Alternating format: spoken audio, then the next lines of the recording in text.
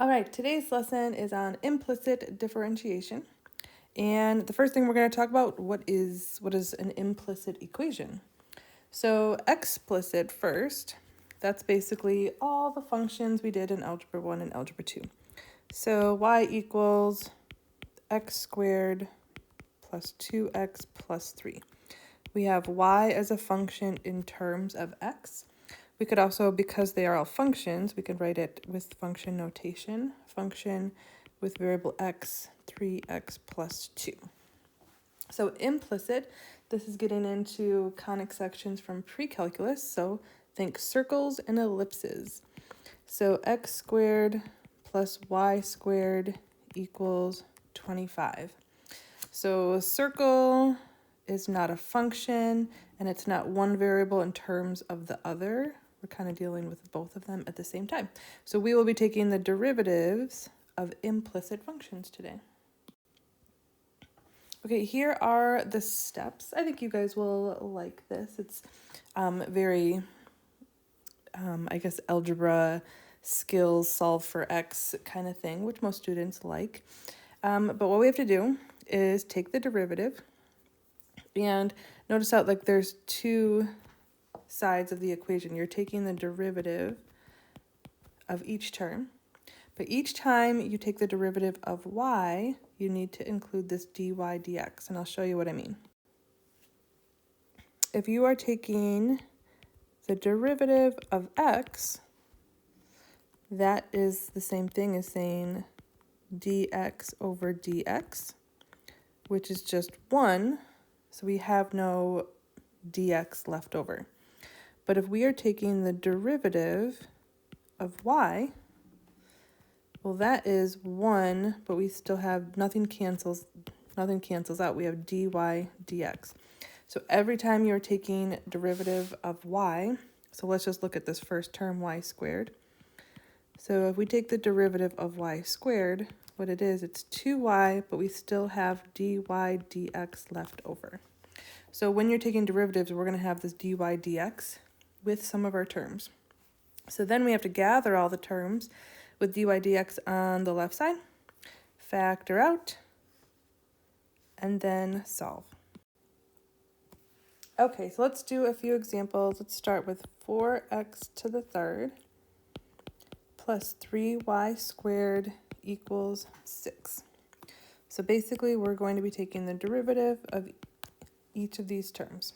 So derivative of the first term, power rule, so that would be 12x squared. Derivative of the second one, power rule, so that would be 6y, but because it's a y term, I have to include this dy dx. And now derivative of 6 is 0. And now I want to solve for dy dx. So I'm going to move the 12x squared over, so 6y dy dx equals negative 12x squared. And then divide by 6y, so dy dx equals 12x squared over 6y, negative 12. And then that simplifies to negative 2x squared over y. There's the derivative. All right, example number 2, cosine of 3x plus y equals 2x. So derivative of both sides. The left side, that's going to be chain rule. So outer one, derivative of cosine is negative sine of 3x plus y, and then times derivative of the inside. Derivative of the inside is 3. Derivative of that y is 1, but now we have to include dy dx. Equals derivative of 2x is 2. So now we need to solve for dy dx. So because this term, these are being multiplied together, I'm just going to divide both sides by this negative sine of 3x plus y.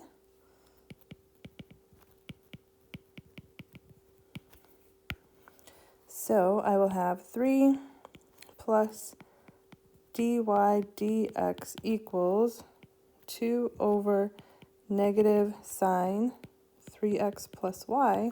And now all I have to do is subtract 3 on both sides.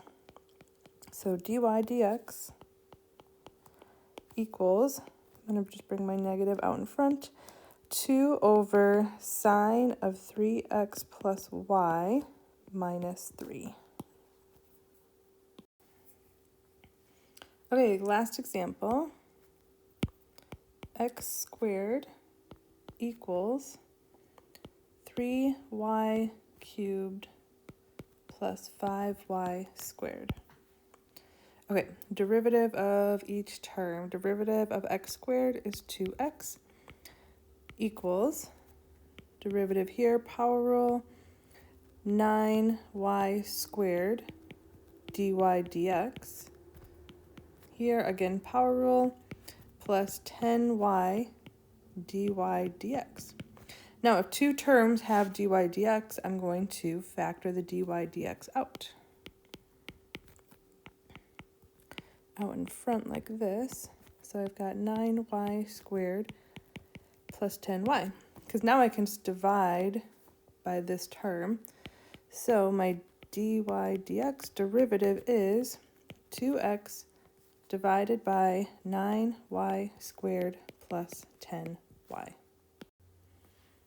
And now I'm going to go one step further and actually find the derivative at a point. These types of equations, derivative of a point, you need both an x and a y value. So I'm just going to think about an example of a circle. If we only had an x value, well, there's two y values. So are we finding the slope here, which would be decreasing, or the slope here, which would be increasing? So the idea is we need to be specific and include both the x and the y. So we already found the derivative, so now just plug in 2 times 2 over 9 times 1 squared plus 10 times 1. So this is just 4 over 19. There's my slope of the tangent line at this point. So there's your full video. Good luck with your lesson.